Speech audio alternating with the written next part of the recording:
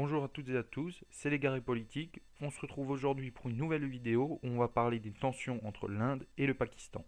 En 1947, plus précisément le 15 août, se fait la partition des Indes, le partage religieux de l'empire colonial britannique des Indes en deux États indépendants. Les dominions du Pakistan, qui était à majorité musulmane, devenue aujourd'hui la République islamique du Pakistan, ainsi que la République populaire du Bangladesh. De l'autre côté, l'Union indienne, à majorité hindoue, devenue aujourd'hui la République d'Inde. La partition, mise en place le 15 août 1947 avec l'Indian Independence Act, provoqua l'un des plus grands déplacements de population de l'histoire. Près de 12,5 millions de personnes migrèrent vers ces deux nouveaux pays. Au passage, 12 millions de personnes, c'est plus que toute la population de la Belgique.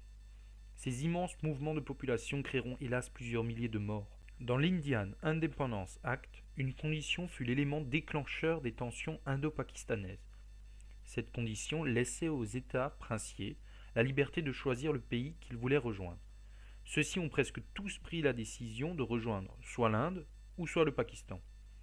Mais un État, l'État princier de Rwanda, a signé son rattachement au Pakistan, ce qui n'a pas vraiment plu à l'Inde, qui fit une intervention armée qui stoppa ainsi la procédure et marqua le début des tensions indo-pakistanaises. Le Cachemire, État à majorité musulmane, lui a opté pour rejoindre l'Inde, majoritairement hindoue. Tous ces rattachements provoquèrent alors la première guerre indo-pakistanaise. De 1947 à aujourd'hui, le Pakistan et l'Inde sont ennemis. Dans ce laps de temps, les deux pays se firent 3 fois la guerre et ont évité de justesse une quatrième en 2001. À chaque fois, il s'agissait d'intérêts géopolitiques. À tour de rôle, les deux pays se revendiquent des régions comme le Cachemire. Ces tensions incessantes ont causé la mort de plusieurs milliers d'Indiens et de Pakistanais. Mais un nouveau problème se crée. Les tensions entre ces deux pays étaient jusqu'alors des tensions tragiques, mais les autres pays du monde ne s'y intéressaient pas trop. Mais depuis quelque temps, on craint une nouvelle opposition. La première des causes est qu'ils possèdent tous deux de grandes armées, pouvant causer de très graves dégâts, et possèdent une technologie très avancée.